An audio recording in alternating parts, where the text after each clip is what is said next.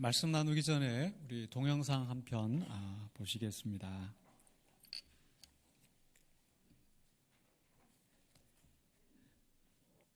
네, 이 병원에서 보이는 장면이 미국에서 출산하는 전형적인 장면입니다. 저도 막내 아들을 미국에서 출산했더니 남편이 들어오라고 하더라고요.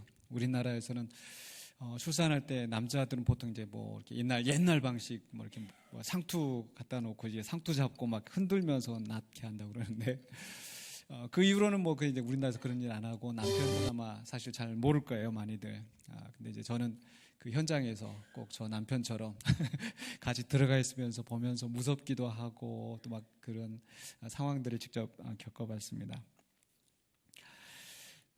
이 비디오가 이제 우리에게 보여주는 것은 정말 그 자녀를 낳고 또 이렇게 키우는 것이 정말 힘들고 그렇게 어려운 일이지만 또 그것을 내색하지 않고 그렇게 살아간다라는 것. 그래서 마지막 문구가 그 힘들지 않은 것처럼 그렇게 이제 그 가장해서 좀 고맙다 뭐 이렇게 표현하고 끝납니다.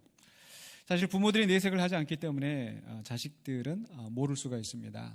영어식 표현에 fish head라는 게 있습니다. 생선 머리.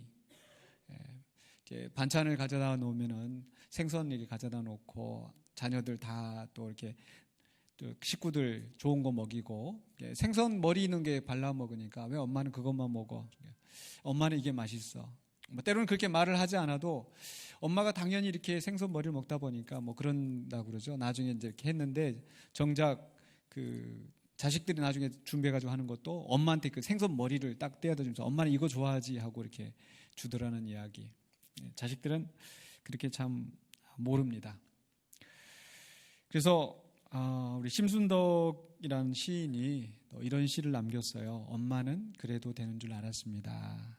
아까 그 비디오가 동영상이 좀 서구적인 감성으로 또 엄마의 마음을 표현했다고 한다면 또 동영상 또 한 편을 준비를 했는데 이번에는 우리 그 심순덕 시인이 쓴 이 시를 한번 또 감상하시면서 또 부모의 마음을 우리가 헤아려 봤으면 좋겠습니다.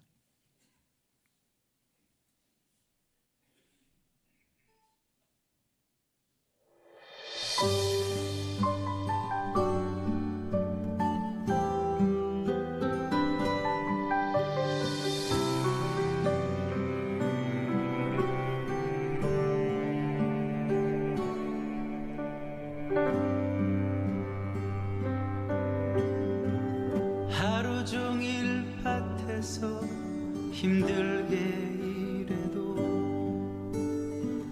찬밥 한 번 엄마는 그래도 되는 줄 알았습니다. 한겨울 냇물에서 심순덕. 엄마는 그래도 되는 줄 알았습니다. 배부르다 생각 없다 하루 종일 밭에서 죽어라 힘들게 일해도 엄마는 그래도 되는 줄 알았습니다. 찬밥 한 덩이로 대충 부뚜막에 앉아 점심을 때워도 엄마는 그래도 되는 줄 알았습니다. 한겨울 냇물에서 맨손으로 빨래를 방망이질 해도 엄마는 그래도 되는 줄 알았습니다. 배부르다 생각 없다 식구들 다 먹이고 굶어도 엄마는 그래도 되는 줄 알았습니다. 발 뒤꿈치 다 해져 이불이 소리를 내도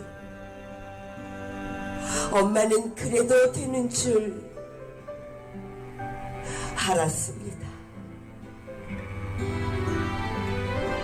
손톱이 깎을 수조차 없이 닳고 문드러져도 엄마는 그래도 되는 줄 알았습니다.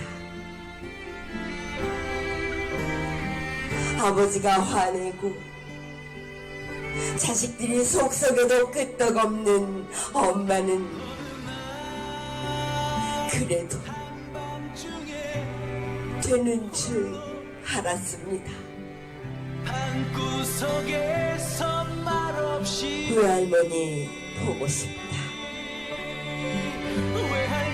외할머니 보고 싶다. 보고 싶다. 그것이 그냥 넋두리인 줄과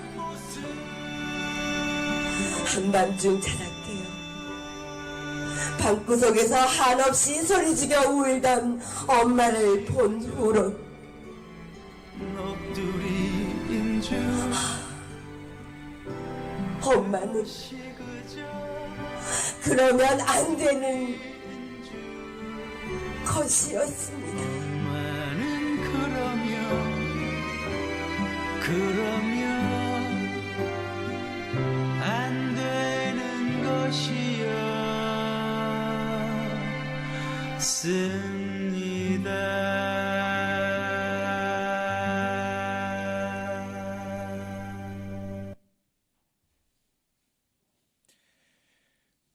너무나 당연하게 받아들이고 또 그 아픔과 또 희생은 우리가 알지 못했던 자녀들. 그래서 어쩌면은 또 누구라도 또 자녀들일 때는 그걸 모르다가 부모가 되고 나면은 겨우 좀 그 속을 헤아리고, 그래서 아마 아까 그 마지막 장 부분에서 외할머니 보고 싶다, 외할머니 보고 싶다라고 하는 것은 그 고생하면서 친정 엄마가 얼마나 보고 싶었을까. 딸일 때는 몰랐었는데 이제 자식 키워보니까 또 그 엄마의 심정을 알게 되고 그 고통 속에서 어쩌면 엄마 품에 안겨서 한 번 더 울고 싶은 그런 심정이지 않았을까 싶습니다. 인간은 참 이기적인 그런 존재라서 직접 겪어보지 않고서는 그걸 모릅니다. 또 그 희생이 얼마나 큰지, 그 사랑이 얼마나 큰지. 그래서 성경은 우리에게 그런 부모에 대해서 결코 가볍게 대하지 않도록 우리에게 명령하신 것 같습니다. 내 부모를 공경하라. 우리 하나님께서는 이것을 그냥 여러 말씀 중에 하나로 그냥 주신 것이 아니라 10계명으로 우리에게 주셨어요. 10계명 중에서도 바로 이제 10계명은 이제 1계명부터 4계명까지는 하나님에 대해서 주시는 계명이고, 다섯 번째 계명부터는 나머지는 인간 관계에 대해서 주시는 계명인데, 그 중에서 가장 첫 번째로 우리에게 내 부모를 공경하라라고 말씀하셨다라는 거죠. 공경한다라는 거, 히브리어로 카베드라고 하는 단어를 쓰는 건데요. 바로 이것은 우리가 하나님께 영광을 돌린다. 우리 군산 영광교회 먹든지 마시든지 주의 영광을 위하여 하라. 우리 교회에 정말 이게 표어이고 모토인데, 바로 그 영광, 하나님께 영광할 때 그 거기에 쓰이는 단어가 이 카베드라는 단어인 겁니다. 그러니까 하나님께 영광을 돌리는 것처럼 또 내 부모를 영화롭게 하라, 내 부모를 공경하라, 그런 뜻입니다. 우리 한자에도 군사부일체라는 말이 있습니다. 임금과 또 스승과 또 어버이는 하나이다. 그만큼 존귀하고 중요하다는 것을 이야기하는데, 어떻게 보면 성경은 우리에게 정말 하나님께 돌리는 그 영광, 그 단어를 이 부모님에게 적용함으로써 이 부모의 권위, 오늘 말씀의 제목이 부모의 권위인데, 그 부모의 권위를 다룸에 있어서 하나님의 버금가는 그런 권위를 부여하신 것이 아닌가 싶습니다. 오늘 봉독한 말씀은 이제 소원에 대한 규례를 우리에게 가르치고 있는데요. 이 소원, 하나님 앞에서 내가 뭘 하겠습니다, 뭘 바치겠습니다, 어떻게 하겠습니다 라고 약속한 건데, 그 약속한 것은 반드시 지켜야 된다는 겁니다. 민수기 30장 2절에서 사람이 여호와께 소원하였거나 결심하고 서약하였으면 깨뜨리지 말고 그가 입으로 말한 대로 다 이행할 것이니라. 그렇죠? 우리가 사람들과 약속한 것도 다 지켜야 되는데 하물며 하나님께 약속한 것을 우리가 망령되이 해서는 안 되겠죠. 그런데 그 이후로 이제 3절로 5절에서 이제 부가적인 설명, 이 소원에 대한 부가적인 설명이 나오는데 반드시 하나님께 소원한 것은 지키되 거기에 예외 조건이 나옵니다.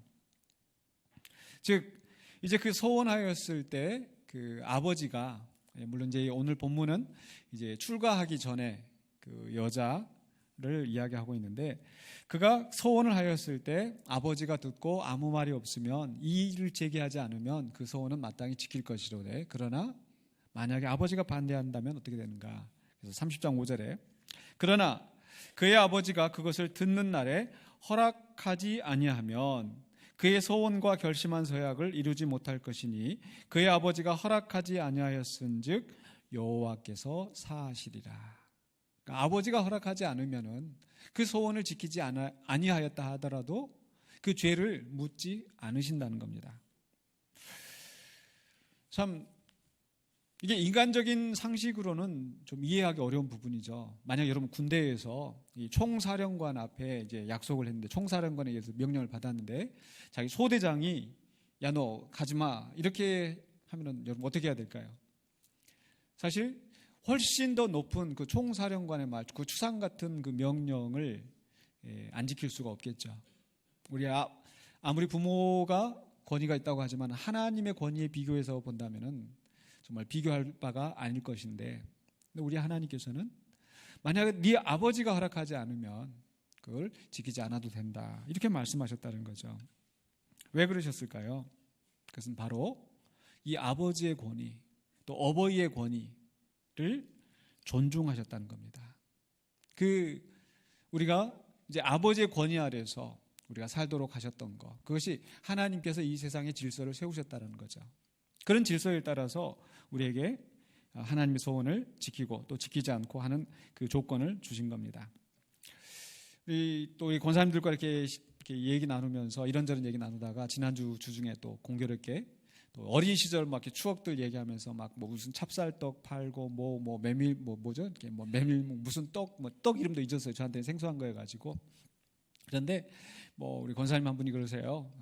옛날에 뭐 이렇게 보면은 엿 팔고 그런데 엿 먹고 싶어가지고 집안에 신발들 다 가져다가 그냥 다 해서 엿 바꿔 먹고 막 그렇기는 했었다고. 그런데 만약에 말입니다. 만약에 나중에 부모님이 아시고 그 엿장수한테 가가지고 찾아가서 내가 이렇게 자식이 이렇게 했는데 내가 엿값을 줄 테니까 이거 물려주시오 하면은 여러분 그 엿장수가 물려줘야 되겠어요? 안 물려줘야 되겠어요? 물려줘야 되겠죠. 이 철없는 어린애가 한 것을 그걸 가지고 이렇게 이익을 하려면 안 된다는 거죠. 뭐 적절한 예화가 될지 모르겠습니다만은 우리 하나님 편에서도 그것을 이 자식이 하였던 것은 그 부모의 권위 아래 있는 자식이 약속한 것을 그렇게 하나님께서 곧대로 받지 아니하시고 그 부모의 권위 아래 순종하도록 그 권위를 존중하셨다라는 거죠. 이게 하나님이 세우신 부모의 권위입니다. 예수님께서도 역시 마찬가지로 유사한 가르침을 우리에게 주시는데 마가복음의 7장에 보면은 하나님을 공경하는 것과 부모의 공경하는 것 이것을 주님께서 병행하도록 가르치셨어요. 그래서 마가복음 7장 6절에 보시면 이르시되 이사야가 너희 외식하는 자에 대하여 잘 예언하였도다 기록하였을 때 이 백성이 입술로는 나를 공경하되 마음은 내게서 멀도다. 나를 공경한다. 하나님을 공경하는 거. 이것이 부모를 공경하라 할 때 이 공경과 같은 개념이에요. 그런데 이들이 입술로만 나를 공경하지 실제로는 그렇게 하지 않는다. 그 이유가 뭐냐면은 마치 하나님께서 계명을 주셨는데 그 계명을 인간이 만든 계명으로 인간이 만든 전통으로 그것을 지키지 않는다라는 겁니다. 그게 뭐냐면은 바로 부모를 공경하라는 것. 계속해서 마가복음 7장 10절에 보니까 모세는 내 부모를 공경하라 하고 부모를 공경하라. 또 아버지나 어머니를 모욕하는 자는 죽임을 당하리라 하였거늘. 그 다음 11절에 너희는 이르되 사람이 아버지에게나 어머니에게나 말하기를 내가 드려 유익하게 할 것이 고르반 곧 하나님께 드림이 되었다고 하기만 하면 그만이라 하고. 이게 바리새인들이 정한 법이에요. 마치 내가 교회에 이제 작정하고 헌금을 하기로 했는데 그 헌금 아니구나 죄송합니다. 그 어머니에게 매달 아버지에게 어버이에게 이제 용돈을 드리는데 내가 이번 달에는 내가 교회 헌금을 해야 되겠다. 교회 건축하는 데에서 건축 헌금을 해야겠다. 그러면은 부모님께 보낼 거 안 보내고 그냥 하나님께 헌금했으니까 그건 괜찮다. 그건 부모님께 안 보내도 된다. 그런 식으로 가르친다라는 거죠. 그런데 예수님께서는 분명히 말씀하십니다. 하나님을 섬긴다는 이유로 그 명목으로 부모를 마땅히 공경해야 되는 그것을 태만히 해서는 안 된다라는 것. 오히려 하나님께서 말씀하셨던 부모를 공경하라는 이 명령을 지키는 것이 더 중요하다는 겁니다. 이와 같이 우리 하나님이나 예수님께서는 바로 그 부모님의 권위를 그만큼 높이셨어요. 부모님을 공경하는 것을 그만큼 중요하게 말씀하셨다는 겁니다. 왜냐하면 바로 이 부모님은 바로 하나님을 섬기는 것과 버금가는 그러한 공경을 받기에 마땅한 분이기 때문에. 왜냐하면 우리 바로 이 부모님은 바로 어떻게 보면 하나님의 버금가는 그런 존재이십니다. 그래서 첫 번째로 우리가 생각할 것은요, 우리 부모님은 하나님과 유사하시다는 겁니다. 하나님과 유사하다. 그렇기 때문에 10계명에서도 첫 계명에 다른 신을 섬기지 말라라고 말씀하시고, 그 다음에 인간에 대한 계명에서 첫 계명으로 부모를 공경하라고 하셨잖아요. 가장 처음 주시는 말씀. 어떤 면에서 하나님과 유사한가? 첫 번째로는요, 바로 우리에게 생명을 주신 분이라는 거죠. 물론 생명은 하나님께서 창조하셨지만 하나님께서 이 인간을 창조하신 후에 생육하고 번성하라 라고 하셨을 때 바로 그 부모를 통해서 우리가 생명을 받게 하셨어요. 지난주에 소개드렸던 예레미야서 1장 5절에서도 내가 태중에서 너를 지었다. 우리 하나님께서는 이 태를 통하지 않고서도 그냥 무에서 유를 창조하실 수 있는 분이었지만은 그러나 태중에서 짓게 하셨어요. 우리 하나님의 아들이신 예수 그리스도가 이 땅에 오실 때에도 그 어머니의 태를 통해서 나게 하시고 여자의 후손으로 나게 하셨어요. 우리도 역시 마찬가지로 아버지를 통해서 어머니를 통해서 우리가 생명을 부여받았다라는 것. 그렇기 때문에 부모님은 우리 하나님이 생명을 창조하신 것처럼 무에서 유를 창조하신 것은 아니라 할지라도 적어도 바로 하나님이 이 생명을 창조하시는 그 일에 동역자로서 역사하셨다라는 겁니다. 그렇기 때문에 우리 자식들은 다 부모님에게 생명의 빚진 자인 줄로 믿습니다. 부모님을 통해서 우리는 생명을 부여받았어요. 두 번째로는요, 바로 부모님의 양육입니다. 하나님께서 우리를 이 세상에 존재하게 하시고 또 이 세상에서 성장하게 하시고 우리를 기르시는데 바로 역시 부모님을 통해서 그 일을 하십니다. 인간은 다른 어떤 그 포유동물보다 다른 어떤 짐승이나 다른 무엇보다도 그 태중에 있는 기간이 아주 길고 또 그리고 태어나서도 성장하는 기간이 아주 긴 것 같아요. 그렇죠? 그러니까 소나 말 이렇게 짐승들을 보면은 뭐 태어나자마자 바로 걷고 이렇게 바로 혼자 이렇게 생활하는 것 같은데 그러나 인간은 아주 오랫동안 걷지도 못하고 혼자 스스로 먹을 수도 없고 그렇기 때문에 부모의 양육에 절대적으로 의존할 수밖에 없는 겁니다. 유대인 속담에 이런 말이 있습니다. 하나님은 어느 곳이나 다 있을 수 없어서 어머니를 만들었다. 물론 신학적으로 하나님은 무소부재 아니 계신 곳이 없지만 그러나 모든 곳에서 하나님이 다 개입하셔서 일일이 이렇게 저렇게 하시는 것이 아니라 바로 어머니들을 통하여서 어버이들을 통하여서 우리를 양육하시고 자라게 하셨다라는 것. 또 유대인 속담에 이런 말도 있습니다. 어머니는 자녀들이 말하지 않은 것도 다 알고 있다. 그렇습니까? 안 그렇습니까? 뭐 전반적으로 그런 것 같아요. 우리 보통 여성분들이 이 촉이 하나 더 있다고 하잖아요. 그래서 남편들이 아무리 속이려고 해도 이 촉이 뛰어나가지고 속일 수가 없다. 근데 그렇게 하나님께서 여성들에게 촉을 주신 이유가 이 아이를 양육할 때 말도 못하고 이 의사표현도 못하는 이 어린아이를 키울 때에 그냥 울음소리만 들어도 표정만 봐도 뭔가 이렇게 알게 하는 그래서 돌볼 수 있는 그런 것을 주신 것이 아닌가. 우리 하나님이 우리가 간구하기 전에 우리의 필요한 모든 것을 아신 주님께서 우리에게 그것을 채워주신다고 했는데 바로 우리 어버이들을 통하여서 어머니를 통하여서 그 일들을 하신 것 같습니다. 그렇기 때문에 우리는 부모에게 또한 양육의 빚을 지고 있습니다. 세 번째로는요, 교훈이죠.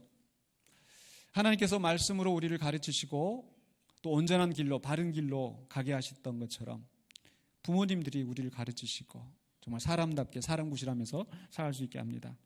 우리는 다 부모님을 통해서 최초의 배움의 길을 갑니다. 그죠? 우리 엄마 아빠들이 아이들한테 뭘 가르쳐요? 도리도리 가르치지, 잼잼 가르치지, 건지건지 가르치지, 이런 것들을 통해서 다 이제 소근육이 발달이 되고, 또 뿐만 아니라 그 아이한테 계속해서 이렇게 뭘 가르쳐요? 엄마 해봐, 엄마, 아빠 해봐. 이 아이들이 어떻게 말을 하게 되겠습니까? 우리가 어떻게 말을 하고 살아요? 그냥 우리 속에 말하는 것이 자동적으로 프로그램 돼 있어가지고 그냥 태어나서 말 자절로 하는 게 아니고, 그 엄마가 하는 말을 듣고 아빠가 하는 말을 듣고, 그 계속해서 반복해서 가르치는 그 말 듣고 따라서 해보고 하면서 말을 하게 되는 거고요. 그리고 자라면서 걸음마를 배우고, 또 철이 들고 나서는 또 이렇게 해라, 이렇게 하지 말라 가르치는 그 교훈을 듣고 우리는 또 바르게 자라게 되는 거죠.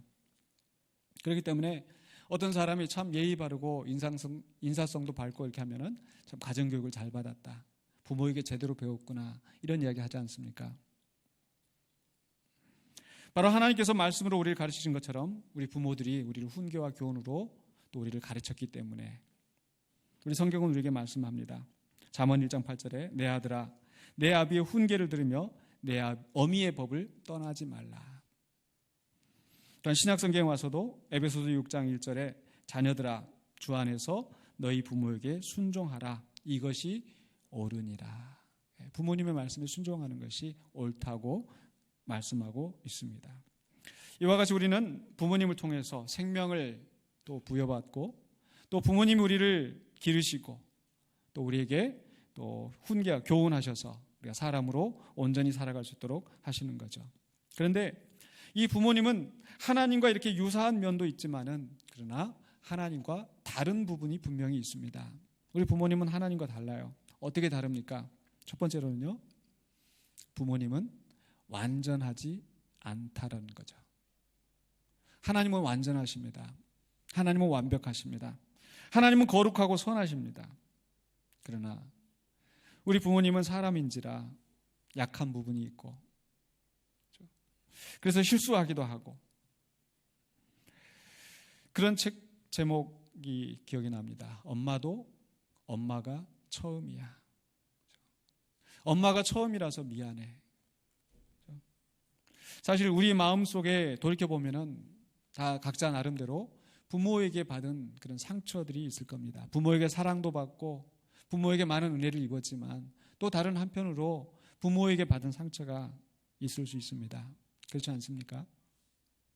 저도 돌이켜보면 저희 아버지가 어렸을 때 제가 뭐 잠깐 실수한 거 가지고 이렇게 이 자식이 하고 이렇게 인상을 쓰면서 했던 그 얼굴을 지금까지도 기억해요.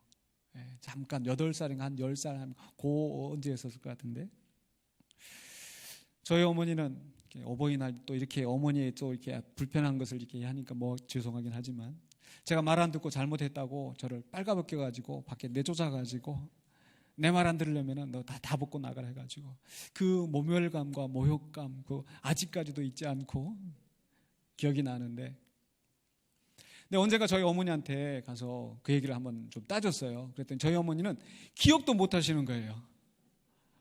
세상에. 때는 부모님이 다투셔서 이불 속에서 한쪽 귀퉁이에서 엉엉 울면서 엄마 그러지 마, 아빠 그러지 마, 왜 그래? 무서워하면서 그 받았던 상처, 그런 상처들이 다 남아 있습니다. 그렇다면 정작 우리 자신들은 이제 부모가 되어서 과연 자식들에게 상처 주지 않고 살고 있는지. 부모는 완전하지 않습니다. 우리 자신이 완전하지 않은 것처럼 우리의 부모들도 완전하지 않았고, 그래서 그 연약한 면 때문에 때로는 삶이 힘들어서 고달파서 그 속에서 우리에게 본의 아니게 상처를 준 부분들이 있었을 것입니다. 그렇기 때문에 우리는 부모가 완전하지 않다는 것을 이해하고, 우리는 이제 그 마음의 상처를 상처로 가지고 있지 말고 부모를 이해하고 또 용서할 부분은 용서를 해야 될 줄로 믿습니다. 만약에 또 여기 이제 부모님들로서는 혹시 내가 이 자녀에게 상처를 준 부분이 있지 않을지, 나는 기억도 못하는 일들을 그 자녀는 마음속에 새기고 그 상처가 있을지, 그래서 정말 자녀들에게 혹시 내가 너한테 잘못한 거, 내가 너한테 용서를 구해야 될 거 있으면 이야기해 주렴 하고 우리가 용서를 구하는 또 부모가 되어야 되겠습니다. 두 번째로 부모님은요, 영원하지 않다라는 거죠. 하나님은 영원하시지만 어저께나 오늘이나 변함이 없으시고, 하나님은 늙지도 아니하시고 주무시지도 아니하시고 졸지도 아니하시고 피곤하지 아니하시는 분이시지만 우리 부모님은 그렇지 않습니다. 부모님은 한계가 있어요.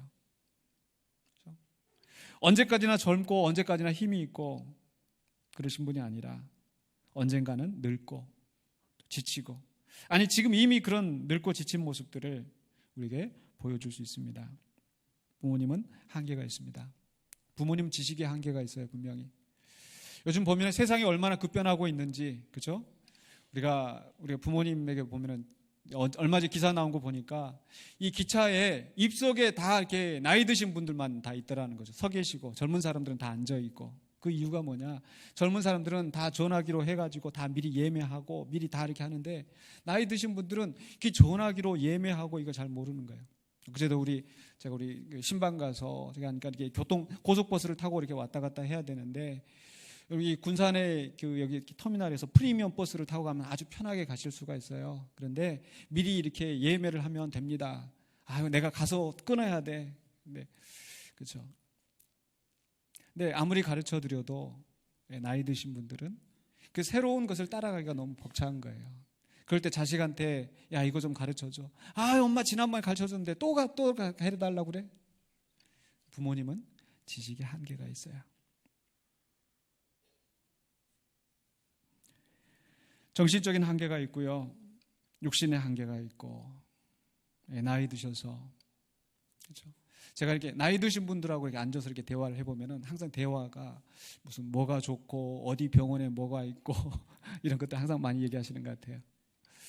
육신의 한계 때문에. 젊은 사람들은 미래를 이야기하지만 나이 드신 분들은 항상 과거를 이야기하면서 들었던 이야기 또 하시고 또 하시고 이렇게 반복되는 그런 일이 있을 수가 있습니다. 경제적인 부분에 있어서도 한계가 있을 수가 있고요. 그렇죠? 누구라도 늙을 수밖에 없는 이 인간의 한계, 그 길을 우리 부모님들이 가신다라는 겁니다. 때로는 또 치매가 찾아오고 전혀 우리가 이해할 수 없는 그런 행동을 하시면서 때로는 짜증나게 할 수도 있고, 하지만 그것이 우리의 한계인 것을, 어쩌면 우리도 그렇게 될 수밖에 없다는 것을 우리는 인식해야 되지 않겠습니까? 그리고 그것이 또한 끝이 아니라 결국에는 죽음을 맞이할 수밖에 없다는 것. 우리 김광자 권사님 지난 금요일 날 소천하셨습니다만은 항상 이게 저는 어제 우리 위로예식 입관예식 할 때도 말씀드렸습니다만은 저는 또 계속 많이 봐오고 자주 이렇게 대화 나누고 이러신 분이 또 떠나신다고 생각하니까 가슴이 좀 먹먹해지고, 또 앞으로 우리 성도님들 가운데 이제 계속 이렇게 오랫동안 겪고 정 나누고 했던 분들이 떠나실 수도 있다는 생각을 하니까 목회가 또 이런 면에서 힘든 게 있겠구나. 이별을 계속해야 되는. 목사 입장에서도 그런데 하물며 부모님들은 어떻겠습니까? 그래서 부모님 살아하실 때 섬기기란 다하여라 하는 이유도 언제까지나 살아계시는 것이 아니고 계시는 동안에 우리가 잘 섬겨야 된다는 겁니다. 그렇기 때문에 우리 부모님은 완전하지 않고 영원하지 않다는 것을 우리가 기억하면서 그 약해진 그 부모님들을 무시하지 않고 여전히 존중하는 것, 그것이 바로 부모를 공경하는 겁니다. 또 약해져 있을 때 외면하지 않고 돌보는 것, 이것이 부모를 공경하라는 하나님의 뜻인 줄로 믿습니다. 이제 말씀을 마무리하겠습니다. 분명히 출애굽기 20장 12절에서 십계명으로 주신 것, 내 부모를 공경하라 기억하시기 바랍니다. 또한 거기에 약속이 있습니다. 그리하면 내 하나님 여호와가 내게 준 땅에서 내 생명이 길리라. 십계명으로 우리에게 주신 이 계명, 그것은 부모의 권위를 정말 하나님의 버금가도록 우리에게 세우신 것이고, 또한 이 계명은 여전히 신약에도 유효한 줄로 믿습니다. 그래서 에베소서 6장 2절에서 사도 바울이 내 아버지와 어머니를 공경하라. 이것은 약속이 있는 첫 계명이니 이로써 내가 잘되고 땅에서 장수하리라. 사도 바울은요, 로마서나 갈라디아서를 보면은 우리가 구원을 얻는 것이 율법의 행위가 아니라 믿음으로 구원을 얻는다. 율법의 조문에 매이지 말아라. 계속 그런 이야기를 하잖아요. 그런데 바로 이 말씀, 바로 율법이 없어진 것이 아니라 여전히 그 율법이 우리에게 유효하다라는 것을 강조하면서 바로 부모를 공경하라. 그래서 우리는 부모를 공경하는 것이 여전히 유효하고 마땅히 지켜야 할 계명인 줄로 믿습니다. 또한 그 계명이 유효하다면 거기에 따르는 약속도 우리에게 유효한 줄로 믿습니다. 그렇기 때문에 우리 모두는 바로 부모님을 정말 온전히 공경하면서 또 부모님을 온전히 돌보면서 하나님께서 우리에게 약속하신 그 복을 누리시는 저와 여러분이 되시기를 주의 이름으로 간절히 축원합니다. 기도하겠습니다. 거룩하신 아버지 하나님, 은혜를 감사합니다. 우리에게 허락하신 귀한 가정, 또 그 가정을 통하여서 우리에게 생명을 주시고 또 양육받게 하여 주시고 또 여기까지 있게 하시면 감사드립니다. 이 은혜를 우리가 부모님께로부터 받았사오니 또한 우리가 부모님을 온전히 공경하게 하여 주시고 하나님의 명령을 따라서 온전히 순종함으로써 또 우리가 복을 누리는 우리 모두가 되게 하여 주시옵소서. 예수 그리스도 이름으로 간절히 기도하옵나이다. 아멘.